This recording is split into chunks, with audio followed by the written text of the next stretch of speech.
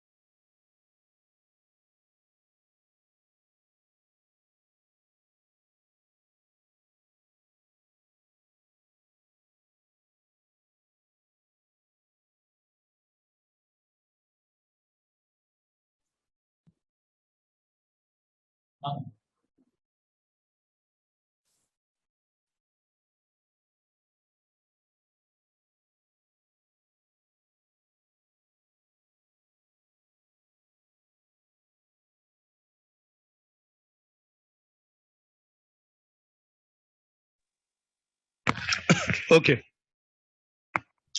Good afternoon. Am I audible? Yes, sir. Yes, sir. You are audible, sir. Good afternoon, sir. Good afternoon, sir. Yeah. Good afternoon. Good afternoon. Vinod? So, shall I start? Just a few seconds, sir. Dr. Vinod? Yes, sir.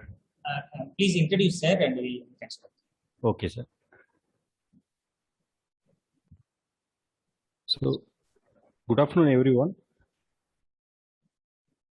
So, for all the participants and our esteemed speaker of the session 3, Dr. Surajit Debnath.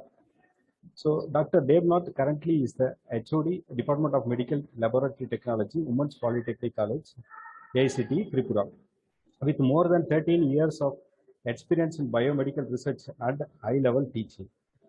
Dr. Debnath participated in various academic work in institutions of Germany, Denmark, and Hong Kong, besides in premier Indian labs such as AIIMS, IIT Kharagpur, IIT Gauhati, NBPG for Plant Genomics.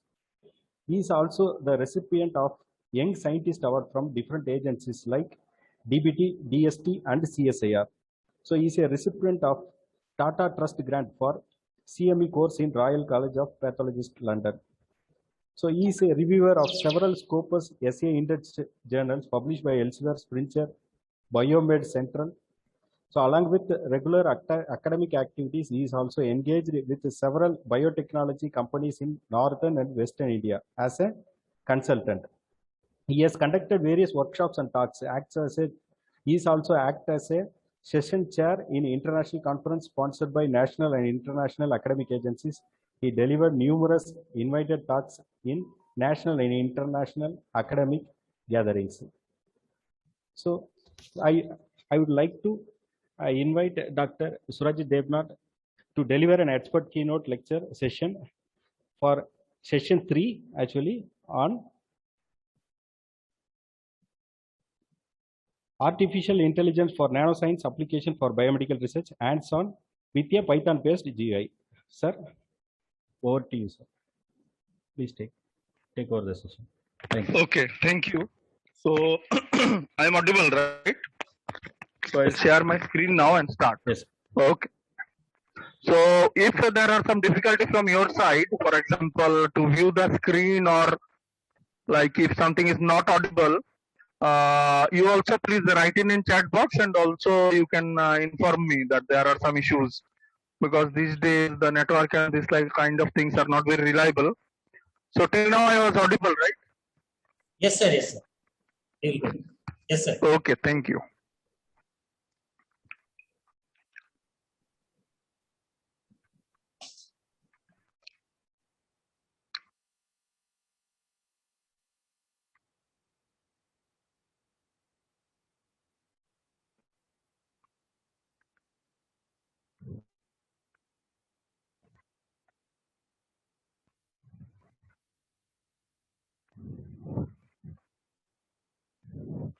Uh, please tell me whether this is visible or not, my slides. Yes, sir. Yes, sir. We can see it. Okay, okay, okay. So what happens is, I am basically, we should be all thankful to the Atal concept, which has given an excellent platform for interdisciplinary talk.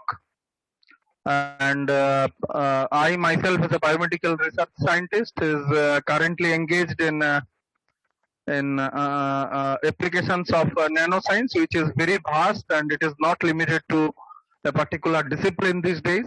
And there are plenty of different applications. So along with some electronics and telecommunication kind of applications, and then applications in mechatronics and so many other things, in biomedical research also there has been significant improvement, development, as well as applications of nanoscience and nanomaterials. So my talk will be on these particular issues and what exactly is going on everywhere, and to execute the whole thing in a proper way, I would also like to have some coordination from the organizer side that I have already communicated. So with these words, we shall move on. My topic is artificial intelligence for nanoscience applications, for biomedical applications and research. So what has happened is, we all know that what exactly is nanoscience. Nanoscience is something when we are dealing with material which is within the nano range. Now this you can have a better idea that which kind of the dimension of what we call is nano. Nano is nothing but 10 to the power minus 9 meters. So what happens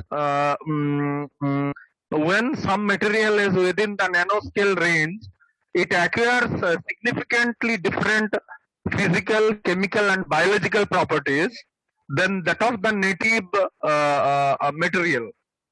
So as you can see here, the carbon nanotubes which are within 0.7 nanometers, and in biomedical research, we mainly my lab is developing kind of applications which are based on biomolecules which are known as proteins. So proteins is nothing but a polymer, and I hope there are some material science faculties as well as participants. So it is nothing but protein is nothing but a polymer of a smaller molecule which is known as amino acids. So multiple amino acids will come together to form a polymer which is known as proteins. So proteins, there are possibilities that we can assemble proteins into nanomaterials, and when we can able to assemble proteins into nanomaterials, significant improvement of their activity takes place. So in our hands-on session also, we will try to see that what are the different abilities the protein can have when it reaches into a nanoscale level. That is also an objective of the discussion today. So as you can see here, just we have given this thing, assembled bioactive peptide. If you can see, there are 3 different peptide chains. So these are nothing but the polymers which has been made out of amino acid residues. Okay, in nature there are 20 different amino acid residues. So consider it like this, that there are 20 different colors of balls which you can make into different combinations, and therefore you can only guess if you have 20 different colors of balls or marbles.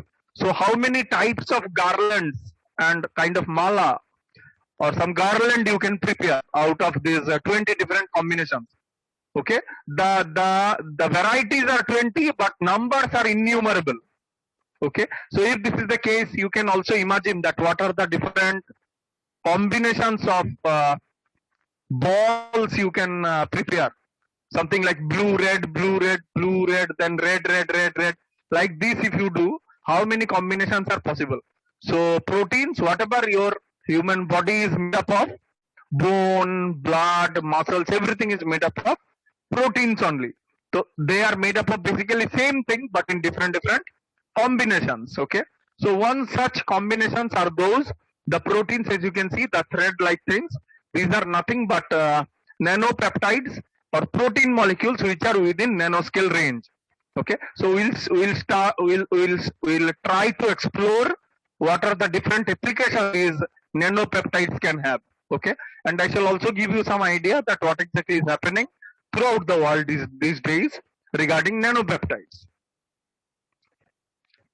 So there are mainly two different strategies to build up on nano material. One is bottom up approach, where you are having small residues, and then you build up something which is within nanoscale range. So you start from something which is less than nano, okay, and then you accumulate or assemble the material to make a little bit bigger thing, but within the nano range. So this is one thing which is called bottom up approach. As you can see here, if you do some chemical synthesis, then you can do the particles or the molecules will come. Then if you assemble the molecules, you will end up with something bigger, and so on. So in our case, what we did was, we are having, so nature itself has done the first two steps, that is chemical synthesis. So in nature only, there are already various kinds of amino acids which will assemble by themselves to make out particles or molecules, and then subsequently the naturally occurring low molecular weight peptide or synthetic peptide can be formed. Okay, now these peptides can be assembled into a nano range to make a nano scaffold, and they will achieve some extraordinary, what they call, property in terms of biological, physical, as well as chemical terms. Okay, so and we can have excellent biomedical applications with these nanopeptides. So there is one more approach, which, as you can see here, top down. So you are having a larger molecule, and then you subsequently the top down approach is, you are already having a much bigger thing, and then by lithography and then some other techniques, for example cutting and then grinding, you end up with something which is smaller, and you can have excellent electronics and other related applications with those nanomaterials.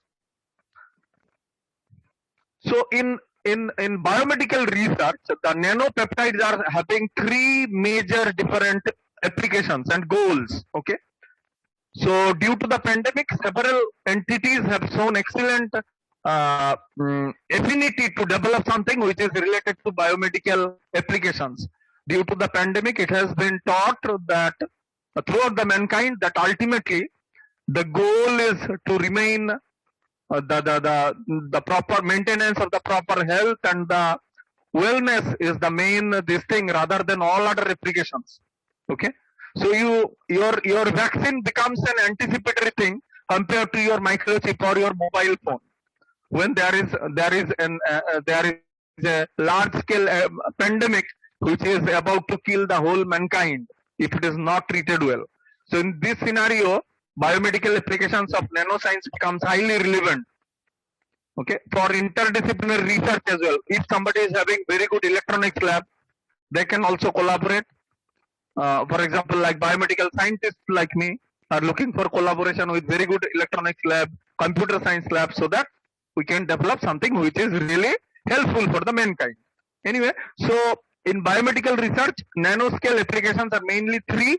First, for diagnostics, then second is for therapy, and the third is for drug delivery mechanism. Okay, so I need not to elaborate much because it is classically biomedical.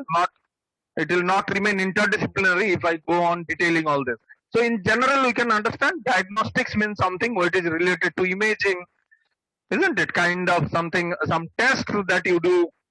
So there also there is a huge scope to apply in nanomaterials.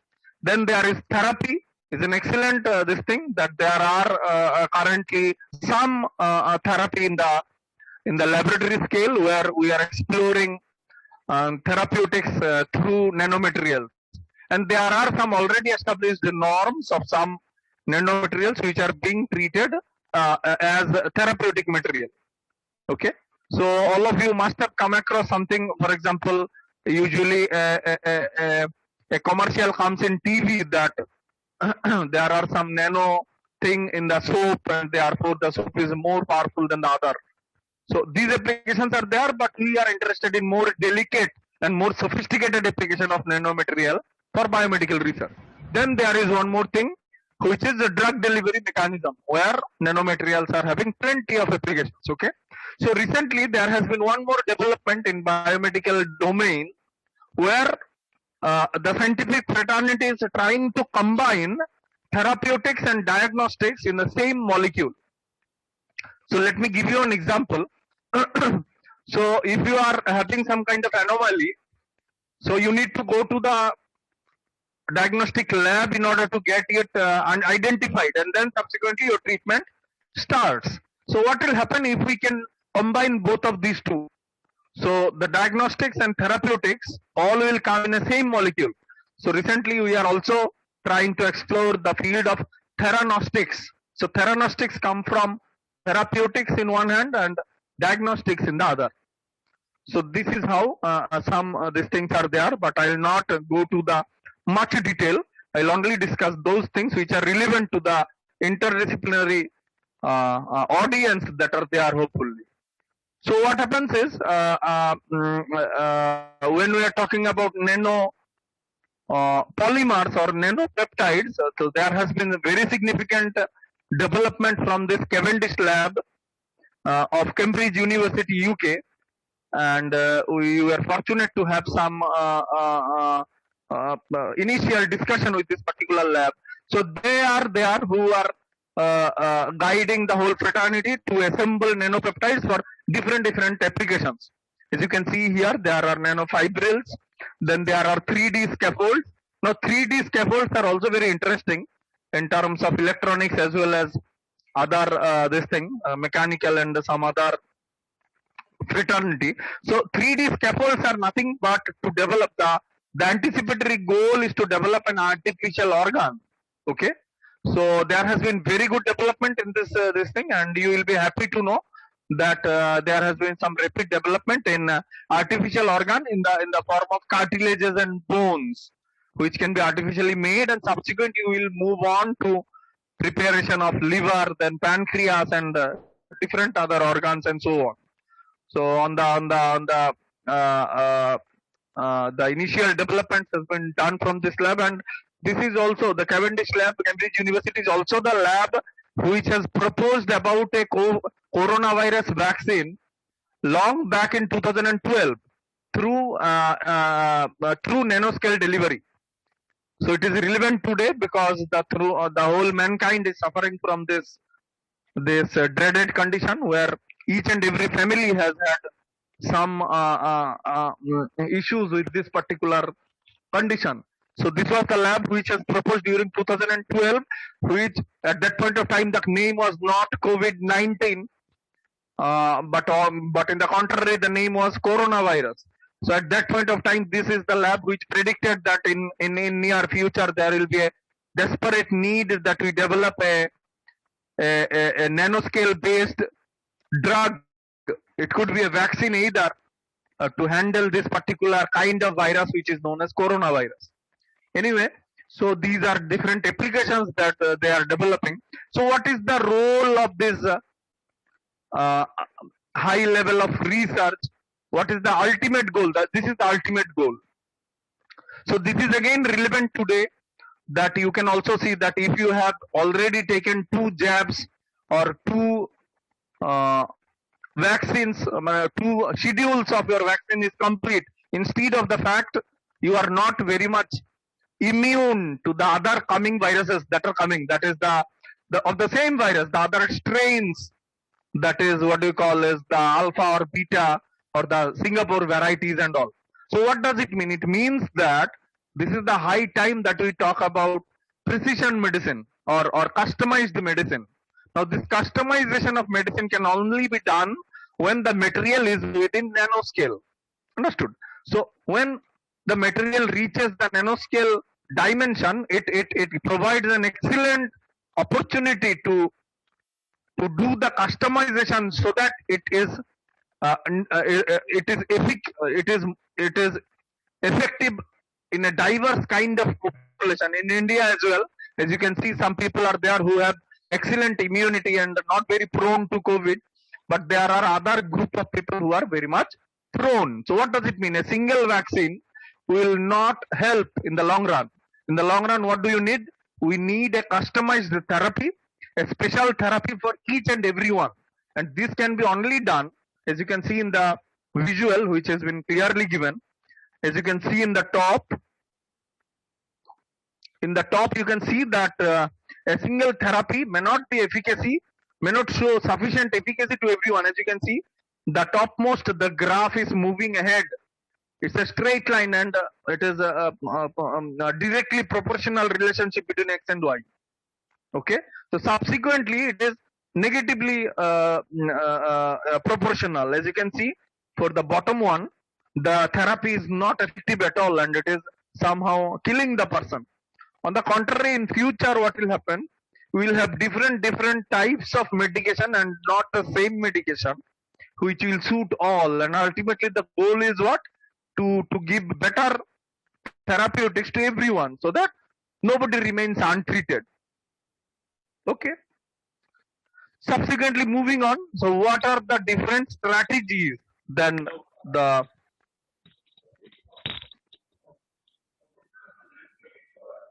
coordinator, please tell me whether my slides are moving the way correctly. Yes, Can you see a new slide which is Gupta et al. 2020? Yes, can you see? No issue, sir. It's going properly. Okay. Okay. So what happens is Gupta et al. Has recently reported about the different kind of opportunity that we have to deliver the nano-based drugs. Okay. So there are plenty of bottlenecks, I shall say scientific bottlenecks and limitations, where these are not much, it is not exactly, it is already taken place, but in coming 5 to 10 years, we are expecting that there will be plenty of nanomaterial based therapeutic opportunities for human beings. So this is a general trend, how exactly they will move on, how it will enter into the system and it will affect. So if I discuss it, it will become a rather extended discussion. So in order to make it more audio visually captive, I'll demonstrate a video which has been developed by Monash University in Australia later on. So as you already know that these post-lunch sessions are very challenging because many of the participants may feel dizzy. It will be difficult to put sufficient attention. So it's a very big challenge for the speaker. Anyway, these are some more applications that can be done, and you will be amazed to know that there is a possibility that we can get rid of practically all ailments, and human being can have an extended lifestyle, an extended age, if the possibility of the nanoscale medicines are explored in a significant way in couple of years, in coming days. So now I shall request the coordinator sir to play the first video which has been developed by Monash University in Australia to demonstrate that how exactly nanomedicines will work. So is this possible for you to do? Just a minute, sir. So in this video, what exactly is they are trying to show is that how exactly the nanoscale drugs will act. Please run it Yes, sir. I'm running. in a mute condition. So what happens is, I'll show you it's a microscope. Okay, inside a microscope, if you see different cells, it will look like this. Okay, now here what happens is we are using a particular kind of microscope which is called fluorescent microscope. Now fluorescent microscope has an ability to differentially visualize two different kinds of cells. As you can see here, pink color cells are those cells which are good. Blue color cells are those which is cancerous. Okay, now here you see, now this blue color cell is cancerous, and by fluorescent microscope you can identify it, but we cannot heal it. We can heal it only by nanomedicine. As you can see here, if we are going to give now what is happening is our nano drug is getting delivered. Okay, now where it is getting delivered? To that particular cell which is having the cancer. Okay, now the drug is getting internalized. Okay, these are some receptors which will catch the medicine and deliver to the target site. Please understand, in the whole cell there are some specific regions where the anomaly develops. Okay, so what here is happening is, the drug is taken to the particular site inside the cell. Now this is interior of the cell. Okay, okay, now the drug is the round thing. Okay, now here you see it is getting internalized completely. Okay, why it is getting internalized? Because it is designed to do so, and it is not entering into any other cell. It is only entering where the anomaly is there, that is the blue color cell, not the pink one. Please remember. So this is called targeting. Okay, or this is called specificity. So now here you see the blue color cell that was anomalized have undergone autocatalytic cleavage. Why it is not going on? That's all, sir. No, I think there is a bandwidth issue. Sir? There is a, you could have downloaded the video, then would have played it. Acha, can you once again play the last couple of seconds? From middle you start. From middle. No, you go to middle. From here you start so that they can understand one more time. Play it. Okay. So here what is happening? The medication is delivering exactly to the targeted site, not to the other. So in general, you will know, many of you will know that today the medicine is like that. The bad cell will also die, the good cell will also die, and therefore there are several what drawbacks, or more precisely we shall say that there are some what we call as side effects of any therapy. If you take some antibiotics, if you take anything, there are some negative drawbacks. Okay, but nanomedicine will ensure that there is no drawback, because it is not a systemic thing. It will be targeted exactly at the target site. So it has been targeted now. Okay, so it will enter into exactly the same location you anticipate, not everywhere, and therefore now the drug is getting released. Okay, now only the drug is there. Okay, so when the drug is released, only a particular, can you see, a particular cell is only getting destroyed, not the whole cell. Understood? So this is how it is, this thing. Okay, now please unshare, sir.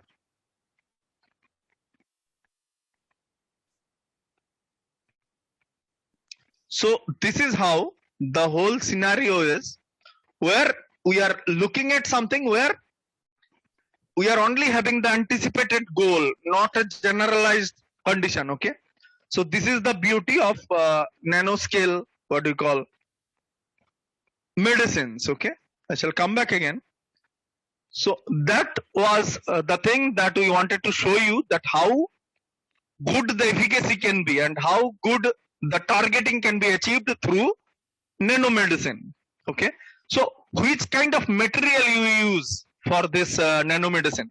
Okay, so many a times we use different kinds of nanomaterials that you are aware of, but very good targeting and very good efficacy can only be done through nanopeptides. Okay, So nanopeptides are something which is within the nanoscale range, but they are having excellent bioactivity. So this kind of bioactivity could be anything.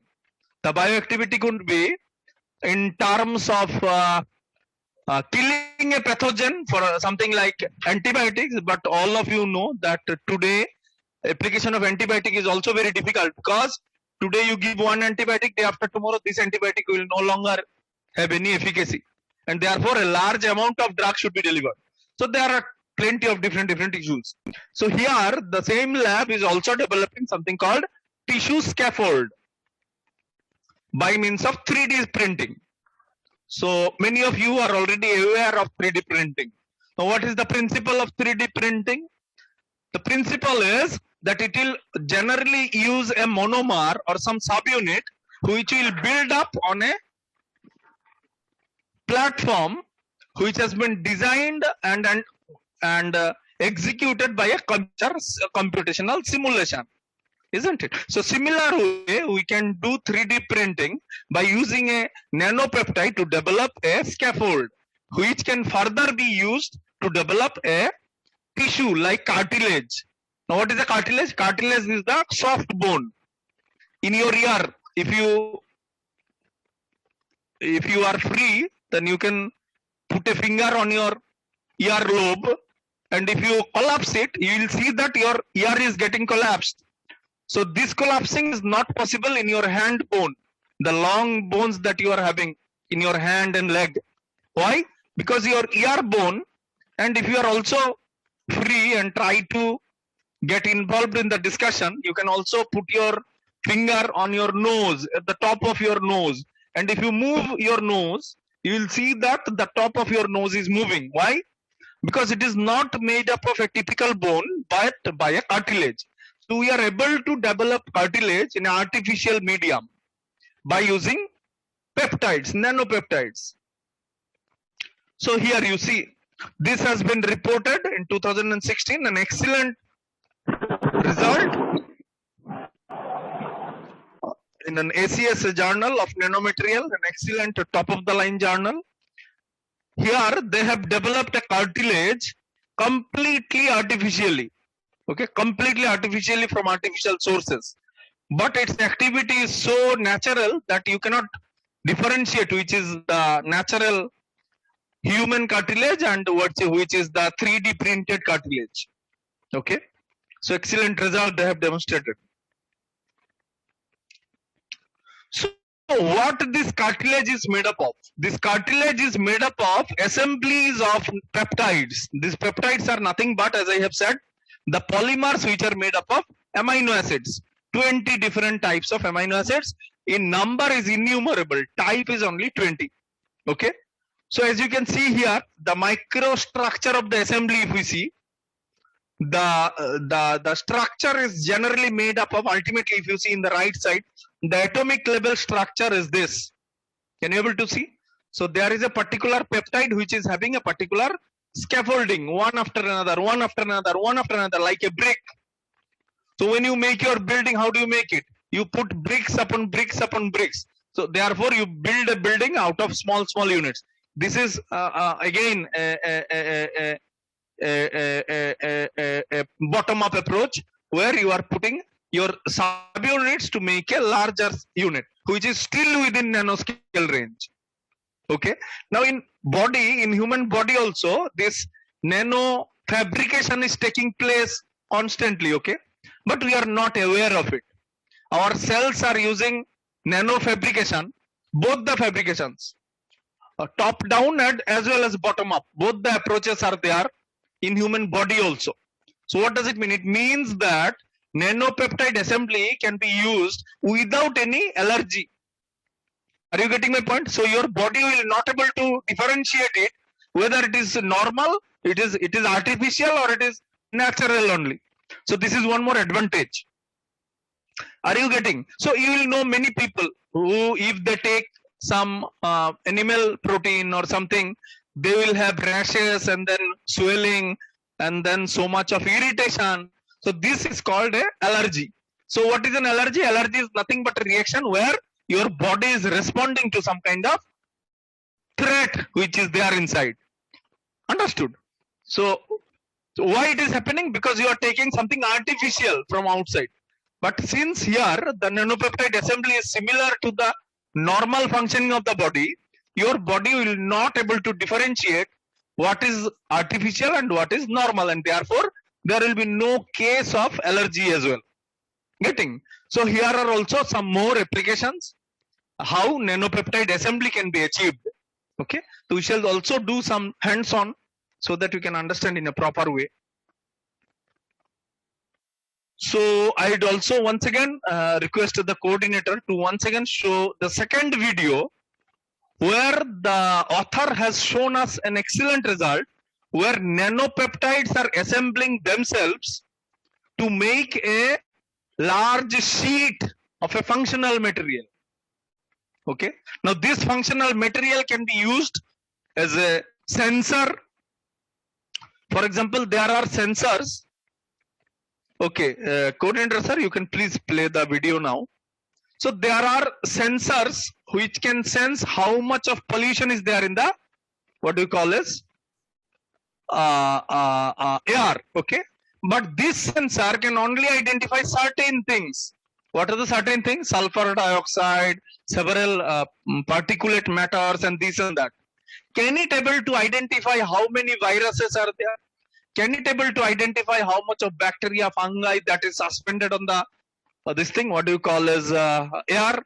So in order to sense those tiniest things, you need to develop something which is based on nano. Now please play the video in a mute condition. Yes. So this is a highly angiogenic peptide which has been again reported in ACS Nano, American Chemical Society. Nano is the brightest and most read research journal for nano materials. So this is the peptide. Okay, now this is the assembly, how the sandwich is made in order to make a large sheet, as you can see. So we can start and stop this reaction. This is a kind of chain reaction. Can you see? So we have achieved this to make a large sheet upon sheet upon sheet with some functionality on it. Okay, within nanoscale range. So these are anti-parallel beta sheets which are assembled one after another, which will subsequently make it into a large sheet, and this sheet can be used for many things. This can also be used for transplant. Okay, for example, somebody is there who have underwent some kind of burn and his or her skin has been destroyed. So what is the way out? The patient should have a transplant, skin.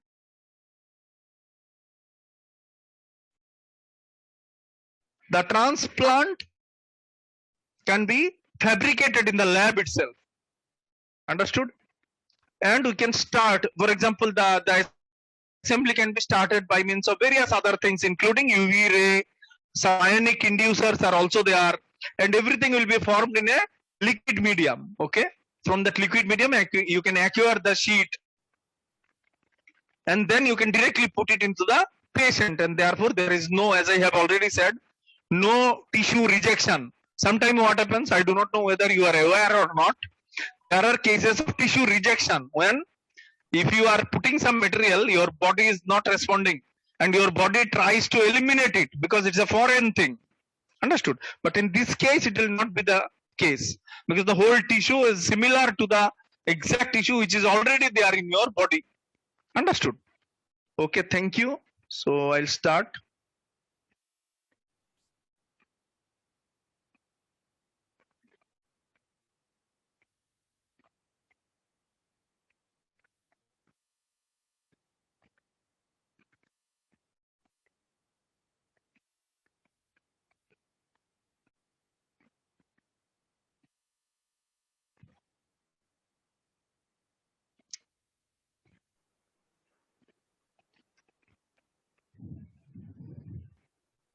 Okay, so this is how the nanoscience is moving ahead.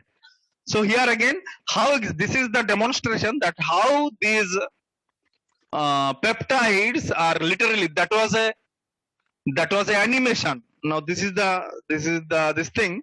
As you can see, lastly, in the hydrogel, the membrane is there. Can you see? In the test tube, there is a hydrogel, and this is the real photograph taken by the same lab, which has been reported in Nature Reviews in Chemistry 2020.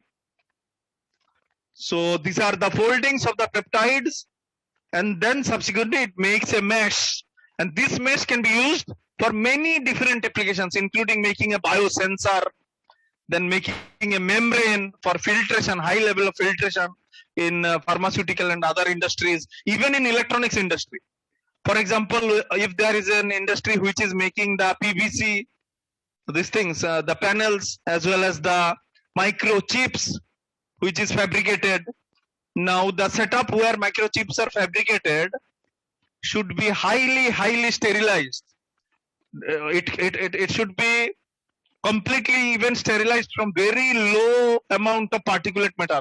Otherwise, if something is there in your chip will not act the way it should act, because the wafers and the chips are so delicate that it cannot withstand a simple less than nano scale of impurity.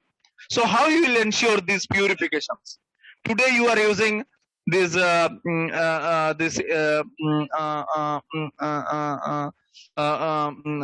particulate filters, and then these various other techniques. But tomorrow, when your challenges will also be more, at that point of time you should use the custom made membranes which are been generated from nanopeptides. So here again, there are different strategies, different scientists have worked on, and they have procured different types of nanomaterials based on nanopeptides. Now, what are the different considerations that you do if you are a biomedical scientist? I have already said that there should be less antigenicity. Antigenicity is nothing but allergy. There should be more biocompatibility. Biocompatibility means your body should understand that it's a natural thing, not a foreign thing. So likewise, there are several strategies which should be taken care of before designing something nano. Okay. Now this is relevant for biomedical scientists, so I will not go to much detail. And one more very important aspect is to tackle the infections. Okay. So many a times what will happen, if you have done a surgery, kind of the replacement surgery. So which kind of replacement surgery? For example, you have done your cornea replacement. Okay. For simple thing. For some burn patient has done a replacement on skin. So in these cases, what happens is there is also a problem of infection. Okay. Now what will happen if you have a tissue which is inbuilt anti-infective? Are you getting my point? So what we have said in the beginning, we said that if some material reaches a nanoscale range in dimension, what will happen? It will have some new ability. Okay. New ability and new property in terms of physiology, in terms of physics, chemistry, and all other things. Understood?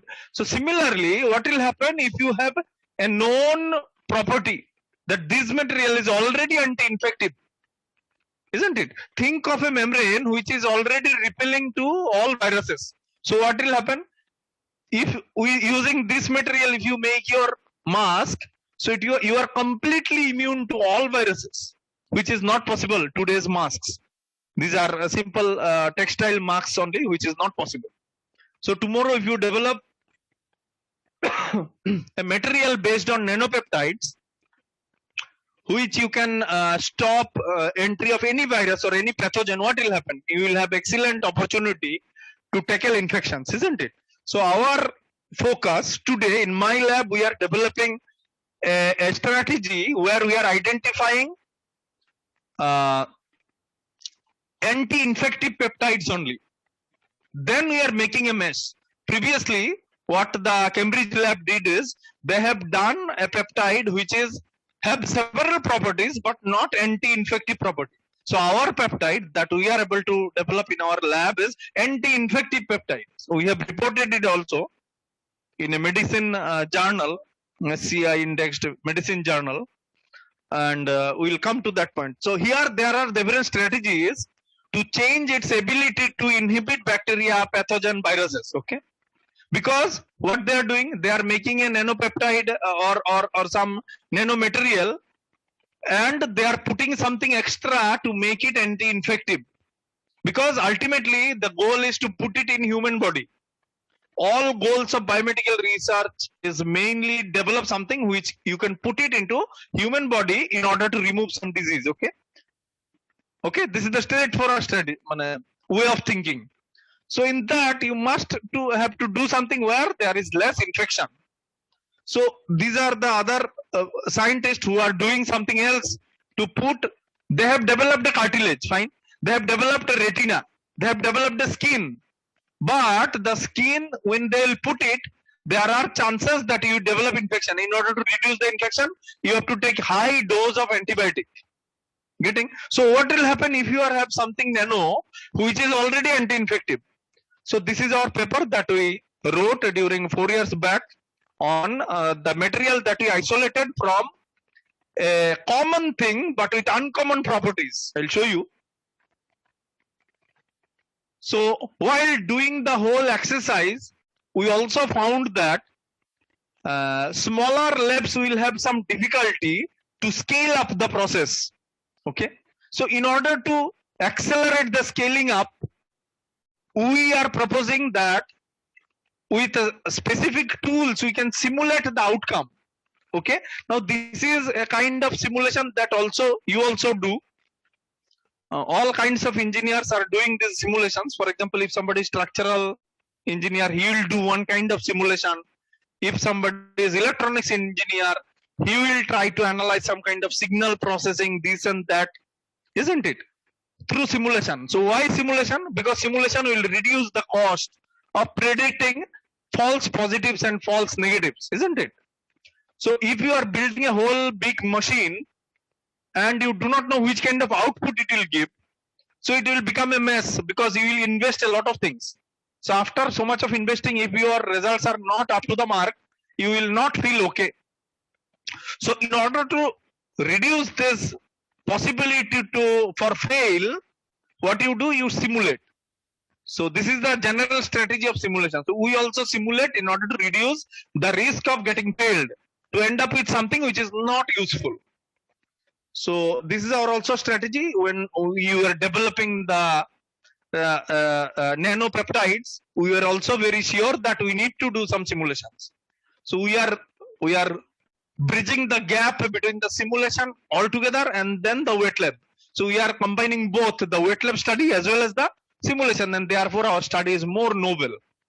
And we are also looking for collaborators with very good electronics facility as well as computational resources where we can talk and we can discuss something and we can end up with very good intellectual property in the form of research papers as well as different kinds of patents and so on. So this is what we are having. We are having a nanopeptide, okay, but we are also having some limitation to assemble it into a very big molecule or a very big sheet. So before starting the experiment, we should simulate to see whether our strategy is good or bad. So how we are doing it? Through some simulations. So we'll also have a demo today that how the nanopeptide will look like, what will be its behavior, how we can change its character. Okay, so here we are also showing you how exactly we are stabilizing it, because if you are having some nanomaterial which is unstable, for example, you have developed a nanocrystal, okay, and you are trying to make a diode out of it, okay, so what will happen? Initially you may fail because of some impurities there. So beforehand only you should know whether there are impurities. If there are some doping, how much doping it can withstand, whether this doping is helping your electrode or not. So all kind of things there should have proper simulations. So I'm sure that this kind of simulation is also possible in electronics and some other material science applications, but in our case it is possible and we are doing it in a large way. So this is the nanopeptide which has been isolated by us in our lab. Then we did the structural study and we saw that the peptide is within nanoscale range. and then we are trying to making a scaffold out of it. Why we are trying to make a scaffold? Because after scaffolding only you can make it use as a tissue or as a membrane or as a sensor, isn't it? So the nanopeptide, which is a singular peptide, is of limited use due to its instability. Understood? So if we make it into a polymer, like the video we saw, okay, so in that way what we can do is we can achieve something more bigger. So the initial study is already done and reported. So we can also have a visualization look also. So what happens? Here there are two peptides. In the first drawing it was one peptide, now it is two peptide. Okay, the two peptide, the dimension is also changed, as you can see, but it is within nanoscale range. Then ultimately in our lab we have done up to 3 peptide assembly. Okay, so what we have said? We have said that we have achieved 3 peptide assembly. Now we have to understand one more thing. We have to see whether this 3 peptide assembly of the nanoscale range is stable or not, and therefore we did a simulation, a thermodynamic simulation. We are trying to see how rapidly it is getting degraded. So it's a kind of reverse engineering. If your nano material is rapidly degrading, you are sure that it will not withstand several kinds of forces when you will really put it in use. For example, you have made a membrane which you are trying to use as a sensor to identify viruses and bacteria in the air, okay, so that you can make a more efficient AC or more efficient what we call filtering system. But you are seeing that due to the room temperature, which is approximately 25 degrees centigrade, your membrane or your sensor is not working properly. Okay, so one more example could be, so there are several diabetic patients in India. Okay, I'm giving you one more example of using nanomaterial as biomedical research, where electronics people have lot more to do. So what happens is, if you go to a shop and take a what we call as sensor for your diabetes, so there are some glucometer that is there. So in the glucometer there is a strip. Now what is a strip? In the strip, in the top of the strip, there is a membrane which is made up of a protein. Now that protein can identify the presence of glucose and accordingly do a redox reaction. Some kind of oxidation reduction takes place, and there is a local change in the what we call polarity of ions, and therefore it gives a change in the reading, which is extrapolated as glucose. Okay, which is extrapolated, not it is only sensing, for example, the number of electrons that is getting reduced, but it is showing you a result which is indirectly proportional to the amount of glucose, and in order to do so it is doing some kind of reaction. Are you getting my point? So this is how so electronics and biomedical research is working hand in hand. So this is just an example for those who can not understand what is the relationship between this nano applications in electronics and nano application in biomedicine. So today we are living in a world where interdisciplinary research is more welcome than a classical research. Understood? Anyway, so how do we understood that our nano strategy is okay? We are going in the right direction. Okay.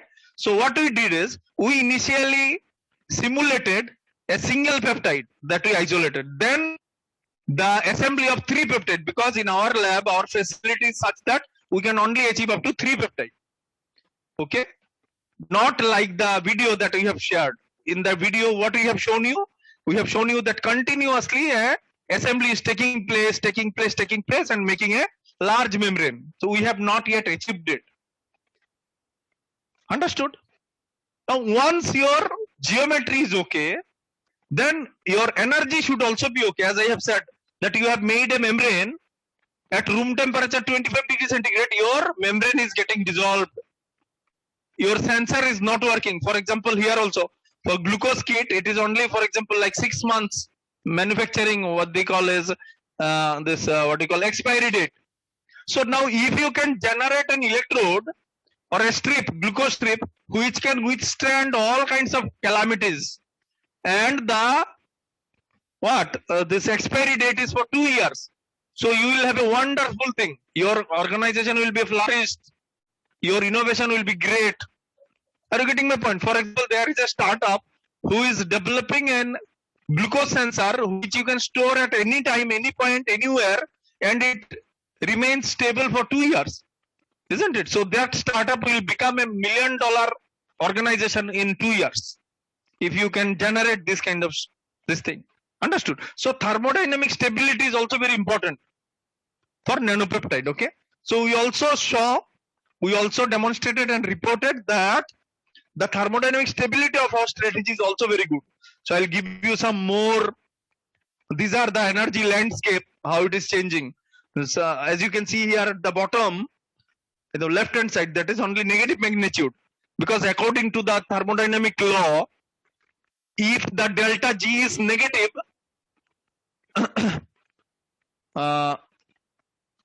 degree of disorder or entropy becomes low. So how do we explain it? So it needs a little more elaboration, where again it may not be of this thing for some other this thing, but still I'll say. So there is a law that we call thermodynamic law of the or thermodynamic principle. Now what does it say? It says that delta G is inversely proportional to delta S.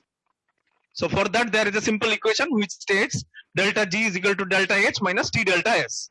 Okay. Now what does it mean? It means that if some material, whether it is nano or macro or not nano, irrelevant. If there is some material which is having a delta G of negative magnitude, or for example negative minus 100 kilojoules per mole. Okay, please remember. So something is having a delta G content of minus 100 kilojoules per mole, and another material is there which is having plus 10 kilojoules per mole. So what will happen?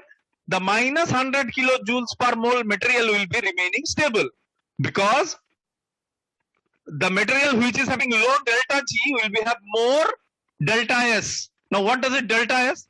Delta S is degree of disorder. Understood? So degree of disorder means what? Degree of disorder means disintegration. It will break down. So what is your objective? Your objective is to make something which is having low delta G, and we can do simulation with respect to bioenergetics in a proper way, if we say, and we can estimate what is the energy landscape. Okay. So we'll also show you that how exactly you can see in front of your eyes that how the energy is getting changed. Now this is again some more detailed analysis of those people who are from material science can understand that in a thermodynamic simulation, which we call as a Brownian dynamic molecular dynamic simulation, which is very relevant to material science as well as biomedical research, even drug discovery. Through these simulations, we have understood that our strategy is okay. So we made a video out of it. Okay, so we will demonstrate it so that it gives you a visual treat how the protein is behaving. So may I request our coordinator to play the last two videos again in mute condition. Now if it is possible, you can download this video and play with two different players, so that what will happen is both the video can be seen in the same screen. So is it possible, coordinator sir? Just a minute, sir. That both the videos can be seen on the same screen, so that they'll understand what exactly is going on. They can able to compare. If somebody is there who is really interested in this whole thing that is going on, it will be just a minute. They can understand in a nice way. So they can also compare by themselves both the videos. These links may not be necessarily to be shared, but later on that part we are coming in. So if it is possible. Just a minute. Sure.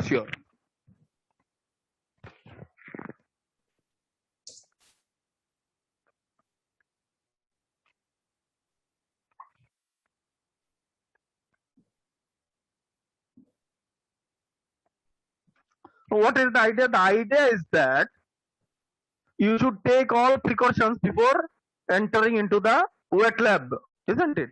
For example, you are not doing your simulations properly and you are trying to make a circuit, isn't it? So you should be definitely aware of how exactly the circuitry you are designing. Similarly, for all equipment, if you are correcting some fault, you should also able to identify that where precisely the fault may appear, isn't it? For that reason only the simulation part is necessary. So in material science, simulation is very, very important, because to achieve practically that particular thing will require a lot of investment. Let me give you an example.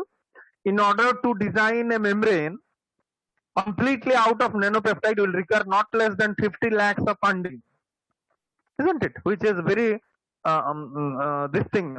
You cannot fail. Once you have taken a fund of 50 lakh from government of India, you must have to give it something back, isn't it? Otherwise, you will be not able to get any more fund in your lifetime.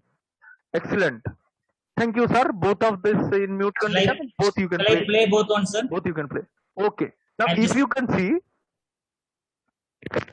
Okay. Now, if you can see, in the right hand side, the peptide are such that it is broken down completely. Can you see the same peptide? Here, in the right side, where you can only see the thread, not the complete helix. Can you able to see the helix on the right side? Now, helix is what? It is also getting broken down, but the helix is still able to intact. Are you getting my point? So why it is broken down? Because you are putting so much of pressure. Okay. So which kind of pressure? Let me tell you. So whenever you put something in nature there are so much of activity going on. There are some ionic environmental changes, then there are hydrophilic and hydrophobic interactions, van der Waals interactions, isn't it? Electrostatic interactions, so many things are going on. So it is putting so much pressure on your peptide or on your nanomaterial, isn't it? In the right side, you can only see the sticks and some thread. Why? Because in this peptide, the stability is low. Understood. But in the right side, it is also getting destroyed. You are right. But the intact part is also can be seen. So what does it mean? It means that there is a constant increase in the stability as you are putting more and more peptides. One peptide, low stability. Two peptide, more stability. Three peptides, some more. Likewise, you can go ahead. Understood. What is the objective? Ultimate objective is to what? To make a scaffold, to make a membrane, to make a sensor. But before reaching the sensor, you should know that since you are putting the assembly, whether you are getting more stable or not. Understood. Your peptide is already anti-infective. Nobody can touch it. No germs can come. Now from this peptide, you are trying to make a mask. So you should also understand whether your mask will withstand 25 degrees centigrade or not, or it will get destroyed. For that reason only the material science simulation is needed. Okay. So I hope I have able to convey what exactly we are trying to do. Okay. So here it is completely getting destroyed. On the right side, it is getting destroyed, but in a less extent. So it means that the dipeptide is at least more stable than the primary peptide. Okay. Okay. Thanks a lot, coordinator. You have done an excellent job. I shall go back. Okay.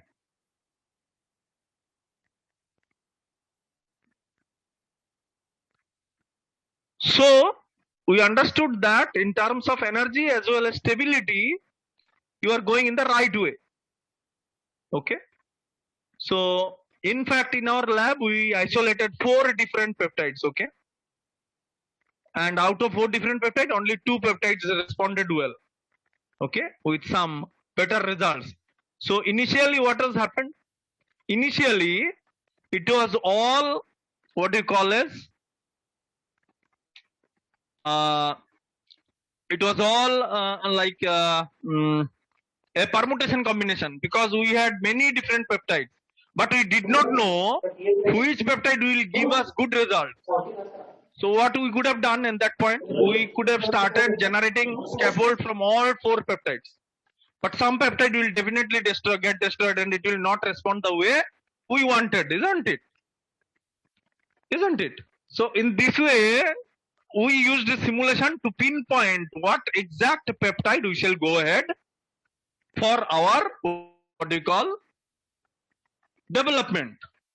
So in order to do so, what we can do, we can explore the stability and the geometry and some other necessary associated things which would ultimately help us to develop a material out of nanoscale entities which will give us some more benefit. Okay, so that was initially the strategy. So now I shall give you some more idea that these peptides that we have isolated has been of as I have said, there are some peptides which are very good in its what you call as just hold on, in its efficiency. There are some peptides which are not very good. Let me give you this, just hold on. Okay, fine. So here you see, initially we isolated several peptides. As you can see, it is a analytical tool, SDS page, through which we have separated each and every peptide. Okay, so initially we did several preliminary studies through high-end imaging, where we have made a contrast to identify how the peptides will look like. These are all initial what we call brushing up. And then we also checked the bioactivity. Now what is the bioactivity? As I have said, for example, you have made a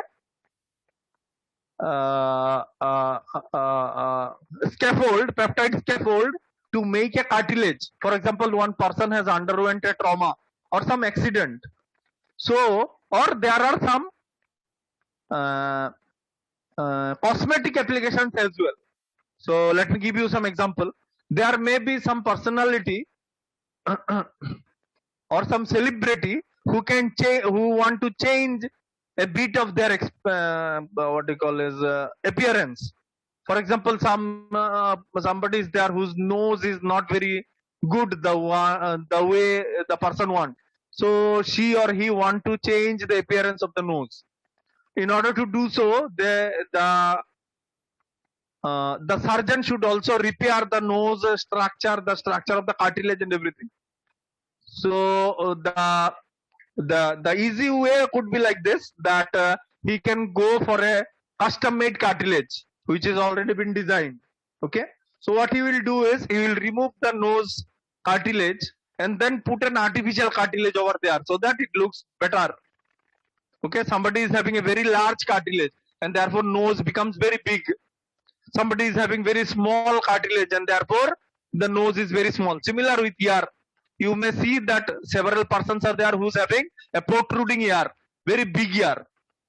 Okay, somebody is having very small or some kind of abnormality is there in the structure of the exterior ear.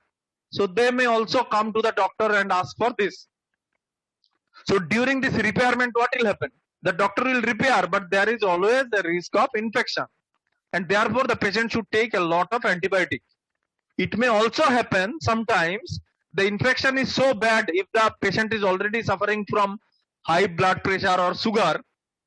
It may also happen that the patient will not respond to antibiotic at all. You may not know, but those who are from biomedical background or allied or having some experience of personal this thing also, they may know that there are persons where antibiotics do not act at all and they should get rid of their this thing. Sometimes if there is a small infection in the leg for a diabetic patient, the diabetic patient should undergo amputation and he should use a prosthesis all his life.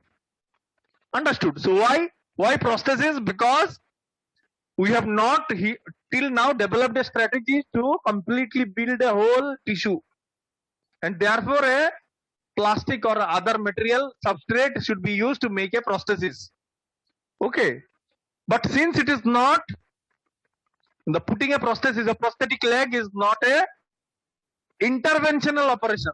Okay, you just through some clip you can put it.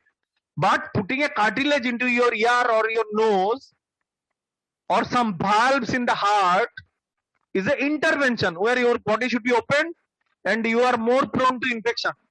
Several bacteria, virus should come out and then it will destroy it. Otherwise, you would have seen that masks were previously once upon a time were only used in operation theaters. Today it is being used every day. These masks are also called surgical masks. Why? Because during the surgery only,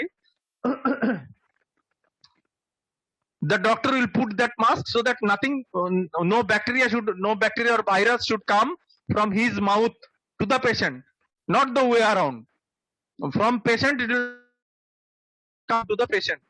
That was the idea. Anyway,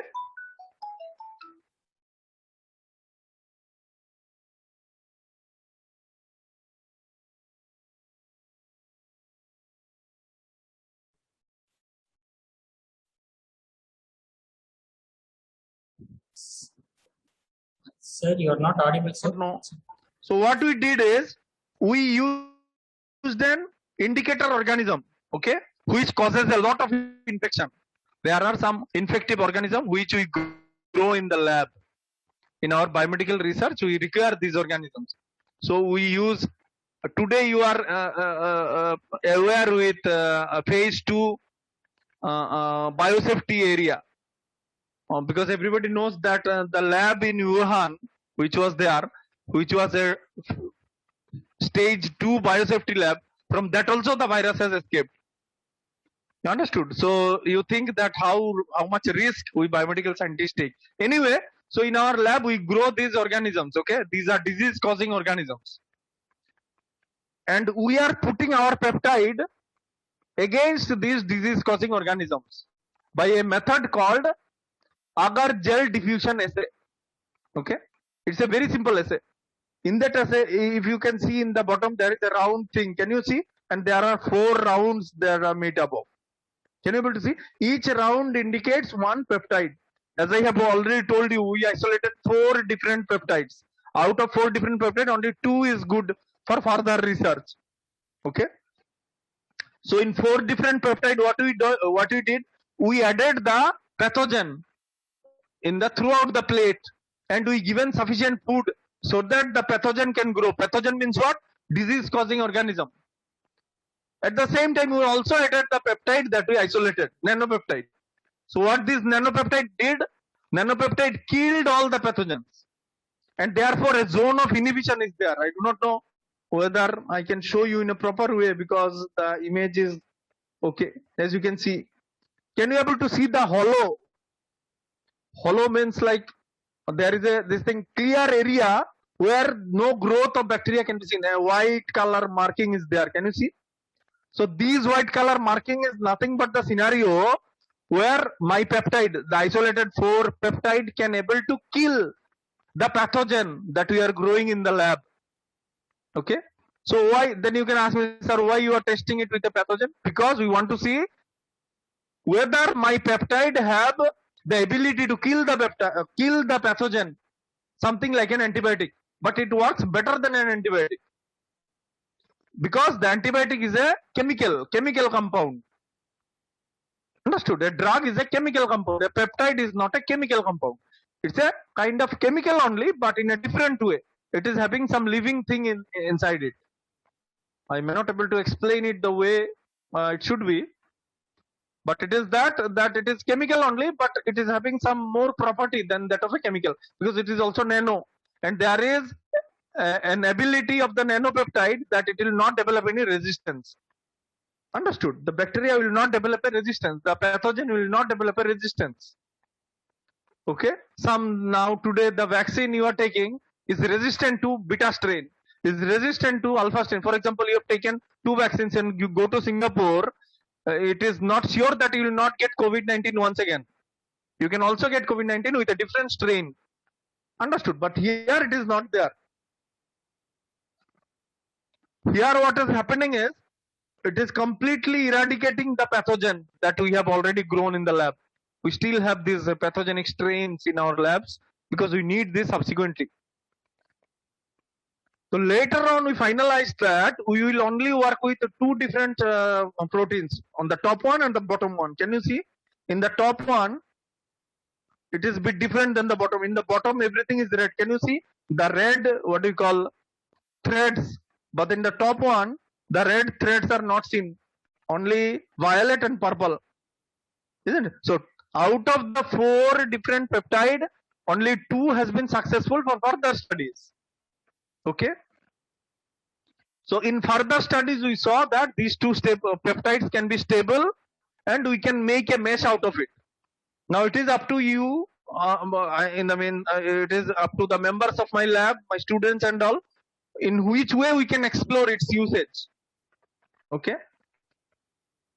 And we can come to a conclusion that okay, these are the different application fields where we can apply our nanopeptide. Okay. So in order to do a little simulation, we'll do the simulation now. For those who are interested, they can definitely join. Just 1 second. I'll just check it out that what are the tools I have given to you so that you can simulate. Just 1 second.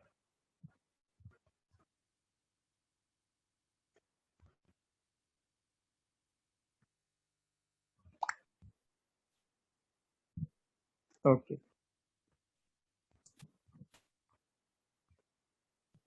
Great. Okay. So may I request the coordinator, sir, to once again share his screen Yes. and click on the icons that he have prepared. After Vinod. downloading the software, so let me tell you also this. If you Google it, you'll find it. It's a 25 MB software package, which is made up of C++ and Python. It's a very good, efficient tool for nanoscale analysis, which is made up of peptide or some other things. Okay. So we can visualize nanopeptides by using this particular tool.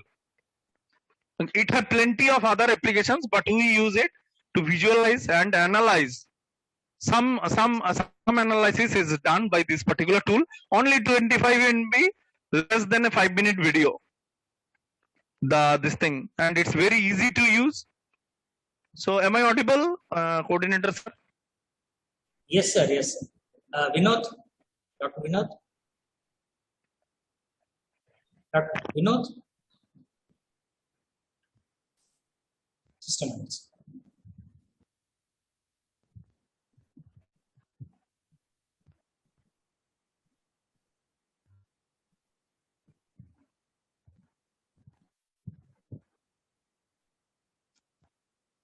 Share software share. Coordinator, sir, am I audible? Yes, sir. You are audible, sir. Just a minute. I think it's in another system. Dr. Okay, Vinod okay. is sharing. I think Just some problem in my end. because I can't install it here. Okay, so may I request you to please share your screen and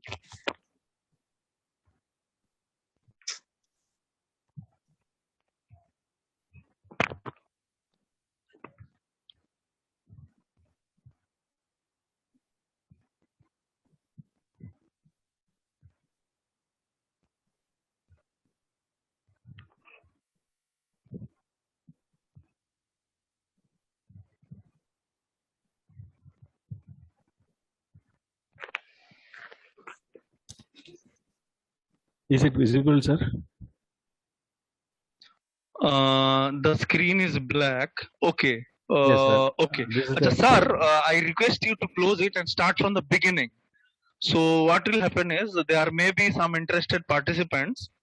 Okay, They would sir. like to see from the beginning. So I request you to close it and start clicking from the icon itself. You please show the desktop, and in that desktop there will be the icon. From that you start, so that it becomes a complete thing. So I hope that some of the participants have definitely downloaded. It's a very small package, as I have said. So Yes, sir. yes, sir, please click the icon. Double Okay, click. sir. Yes. And then, sir, minimize it. You close this thing, the pane. Close it. No, not this one. This one you This one. close. The outer one. Yes, you close it. Yes. Okay. You do Close, not sir. maximize it, sir. You keep it like this only. Then once Okay, sir. again you click on the icon. You keep it like this. Okay, You sir. remove Again, I it at should a click. corner. You please. Shall I click again, sir?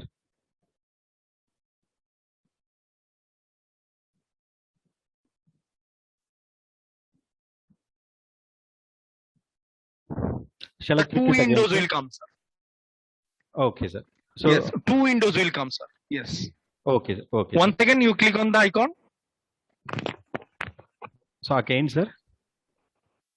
Yes, yes. Same icon. Once again double click. Yes, sir. I Two have given, sir. windows should come. This software is Yes, such two that you windows, can. Two window. Yes, sir. It came. Okay. Sir. So two different windows in two corners. Can you able to put it, sir? Okay, okay, okay. Fine. So close one more window. Two windows will be sufficient for us. Okay, sir. Okay, great. Okay, great, sir. Fine, fine.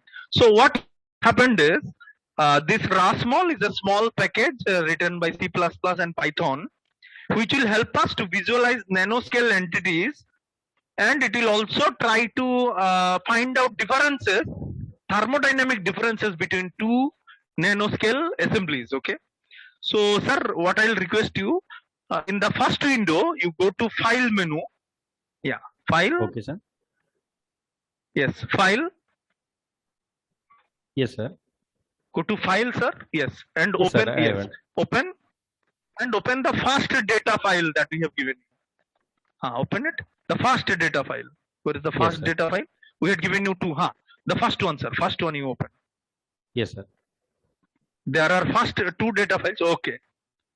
This is the first data file, right? Okay. In Yes, the second sir, window, you go, sir. In the second window, you open the second data file. The second data file. Great. Now, please see. These are. I think you have rotated it to some extent. Why it is? This thing is changed. No, sir, do not rotate, sir. Yes. Sir, Yeah, I didn't. may I once again tell you? No, the appearance has changed. They will not able to understand how they are similar. Sir, So I will again, request you to close this. No. Yeah. You close both the windows. You close both the windows. Once again, you do the same, and do not change the appearance. And that means, yeah. From beginning, please. Don't mind. Okay. Two windows you open. Two windows you open, and then both the files, and do not make any changes on the screen. Otherwise, what will happen? They will change their appearance. Okay, sir. Oh, yes. Fine. Keep it like this. Exactly, sir. Do not change anything. Okay, go to the second window. Yes. Now it is the okay. Great. Thanks a lot, coordinator. You have done an excellent job. This is what I wanted. Thanks. So what happens is, please, participants, if you are interested. So this is nothing but the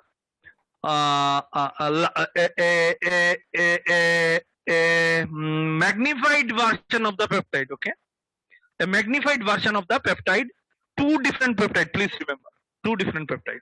Now what it will do is, it is the skeleton, as you can see, like a skeleton. This is nothing but a protein, okay, which is made up of amino acids. Now we will put material on the skeleton, okay, so that it becomes a molecular surface. Okay, now it is a skeleton. We will do the molecular surfacing. So, coordinator sir, please go to display pane of the first window. Display. There is one display written. Please click on it. And come to the bottom, molecular surface, and then click it. Bottom mein dekhiye. Please come to the bottom, sir. Yes, molecular. Yes. Thanks a lot, sir. There also you do the same. In the next window also. Yes.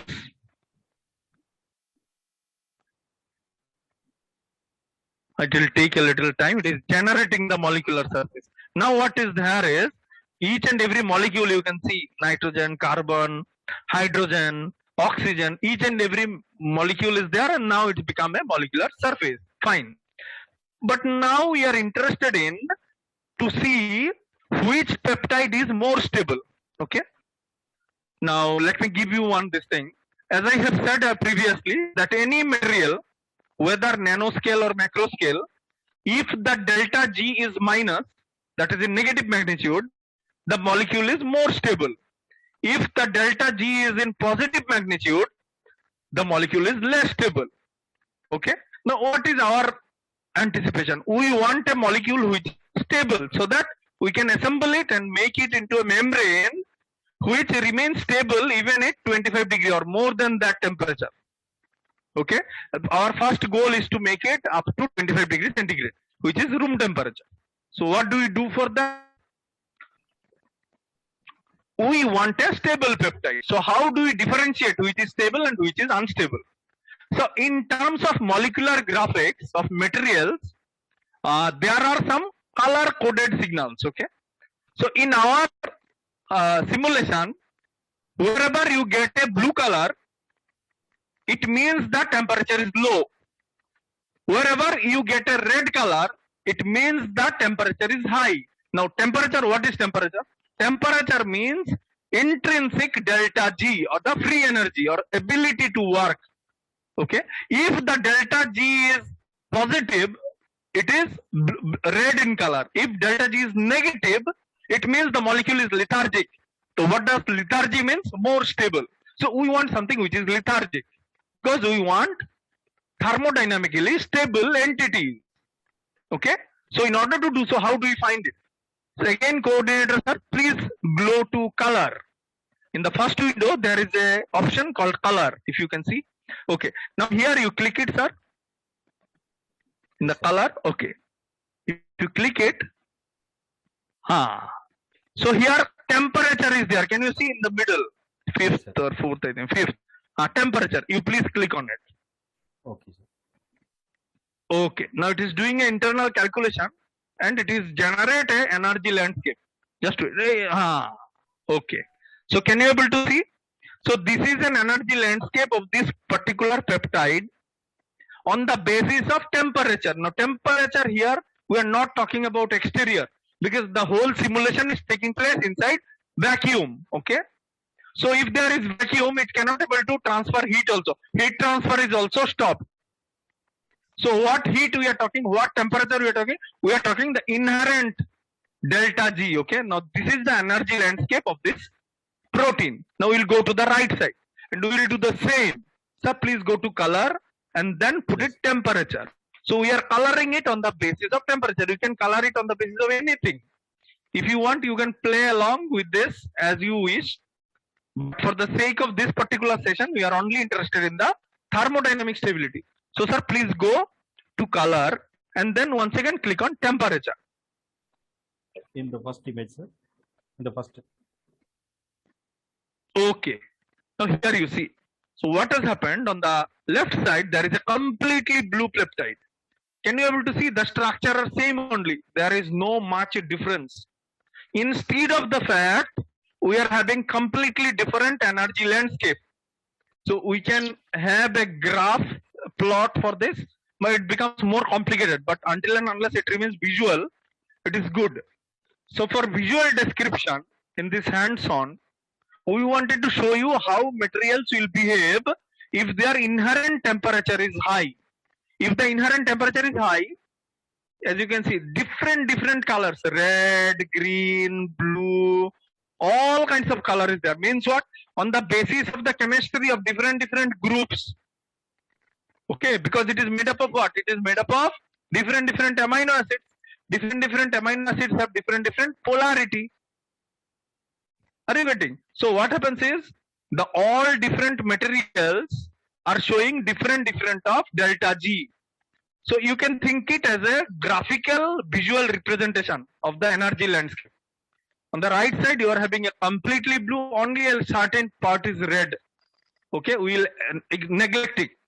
On the in contrast to the whole molecule, the small part is negligible.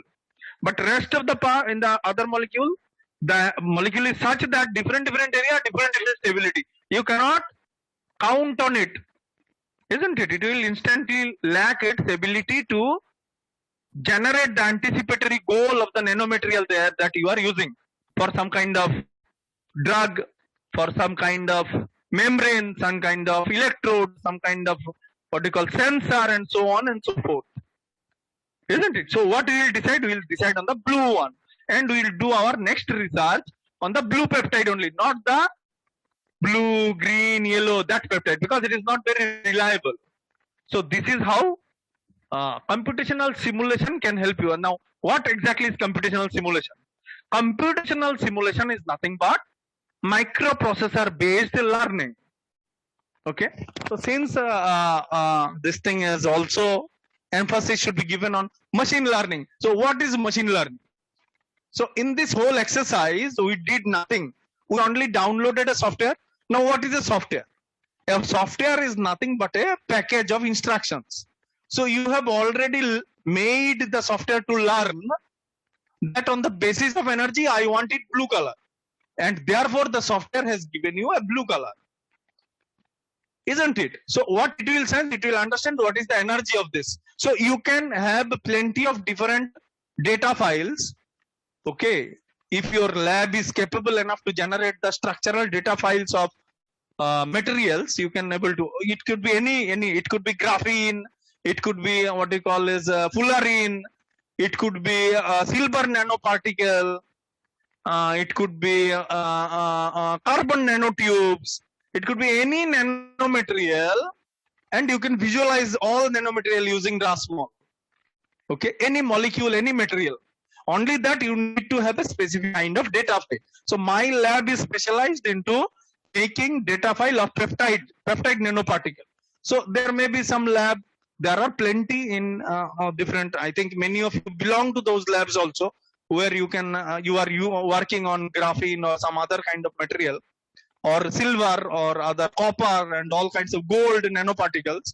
So you'll able to know how to simulate that thing, because you are having some maybe simulation software. So what these softwares are, these are nothing but machine learning tools. So you are making the machine to learn what exactly kind of output you want. Now on the basis of your data file, it will give you these outputs. Okay. So this is how I'd like to this thing, the small demo that I wanted to give you. And I'm very much thankful for the coordinator for the excellent coordination. And I'll go and we have reached the last part of my session.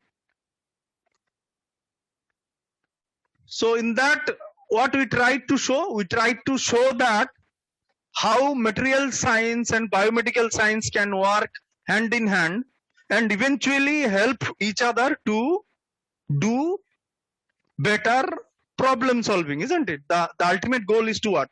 Ultimate goal is to solve these problems. Okay.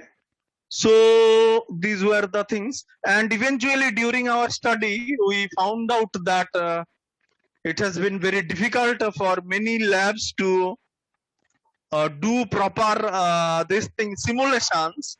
And in our case also, for last 4 years, we were struggling hard to develop a method where all the nano assembly can be simulated in terms of energy, in terms of geometry and so on.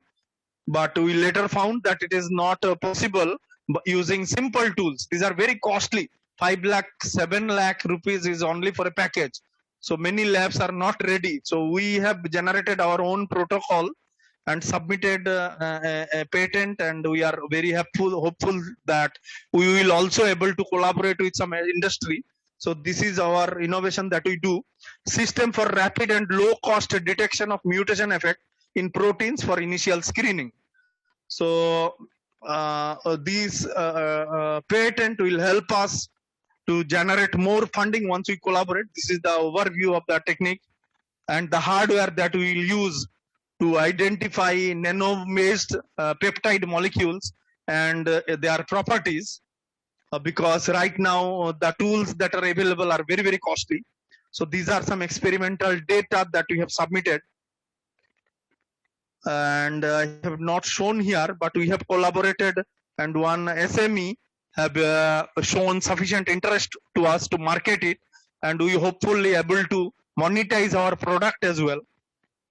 And we also anticipate to collaborate with very good labs to do and to further our study and to understand the nano-based peptide materials in coming years. Okay, and we are hopeful to generate more and more intellectual property in the basis of patents and research papers. And we are also hoping to monetize substantially from our discoveries.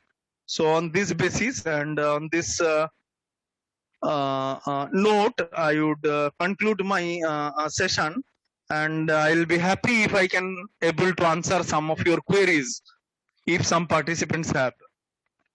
And I thank the coordinator for this excellent coordination from their end. And if there are some questions, I'll be very happy to answer them. Participants, you can unmute and ask questions, or you can put it in the chat box. We will read for you. And thank you, sir. It was a wonderful session, and we wish you all the best for more endeavors in your research.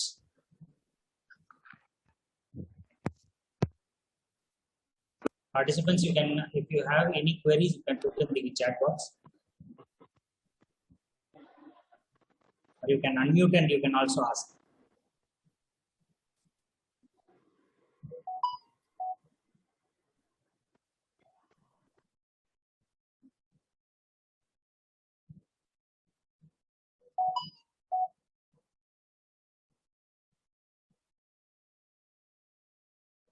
I think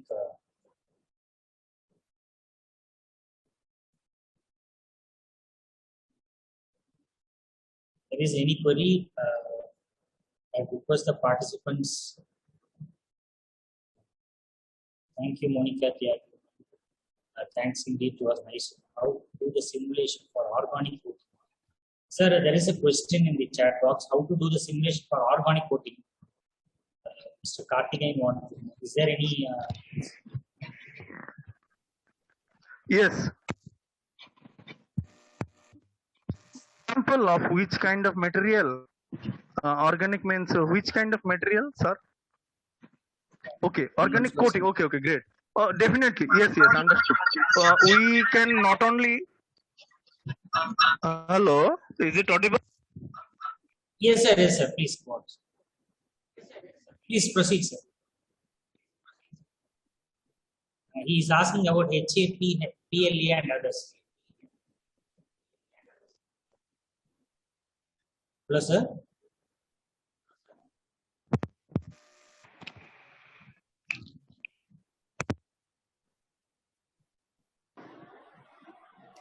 Just hold on. Yes. Hello, sir. There is some audible, right? Yes, so, sir. You are audible, please. So what happens is, yes, what happens is, not only organic, we can also able to understand the effect of this particular coating, how good the coating is, how much temperature it can withstand. All these simulations are possible, but you have to able to generate the data files. OPLS force field, if you can Google it, OPLS force field and simulation, if you Google it, you will find it for organic as well as inorganic, because my stuff is completely peptide and I am not using artificial polymers like you are interested in. So, sir, you can definitely use this OPLS force field simulation toolbox, but for that you need to put an Ubuntu or Linux operating system. You cannot use, I am not aware of whether Windows platform is compatible. Because these inorganic and organic substrate, if you want to simulate and want to see the compactness, other than using XRD analysis or other things, surface plasmon resonance and XRD analysis are those which can give you a detailed idea. Even you can also do this thing, SEM and TEM, scanning electron micrograph, or what you call as Yes, Gaussian 16. Yes, simulate the materials. But since we are mainly primarily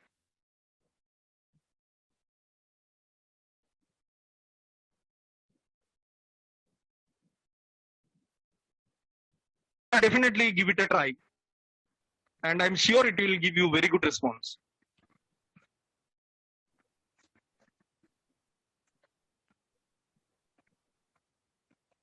Thank you. Thank you. Is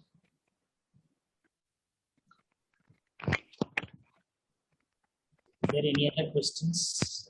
Sir, there is a question, sir. Yes, sir. Sir, from Ravi Shankar, sir.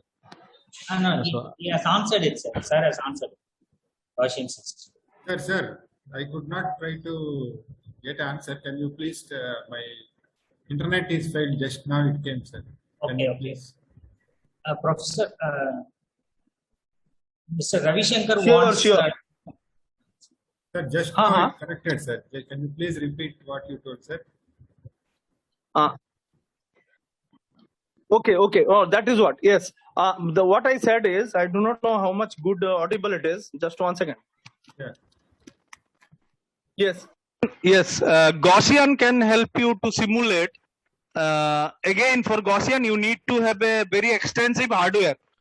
Yes, sir. For that, sir, you please, you can Google it. I think you require an NVIDIA workstation with some more terabytes of memory and all, because these are written in scripts which are very extensive. Yeah. And if you want to have some extensive idea, it is out of the context. Although there is a collaborator with me who can provide you detail, because we are collaborated to that particular SME, is a small scale industry, who are also in materials only. So if you later interact with me, I can help you to simulate your material, and you can also collaborate with that industry also. They are mainly in coatings only, and they are registered SME. So later on, if you can this thing communicate, we can have a detailed talk, as well as we can do that particular collaboration. In my case, I shall tell you that you cannot able to use normal Windows platform the way we did. For the same simulation in Gaussian, you need to at least have a very high-end hardware. Yes, sir. Yes, sir. I got the point, sir. That's what I got. Okay, sir. So please try to Yes, right. just share that what you told, sir. That some other person, so that I can also. Yes. It is a long-term collaborator with us, and we are also trying to monetize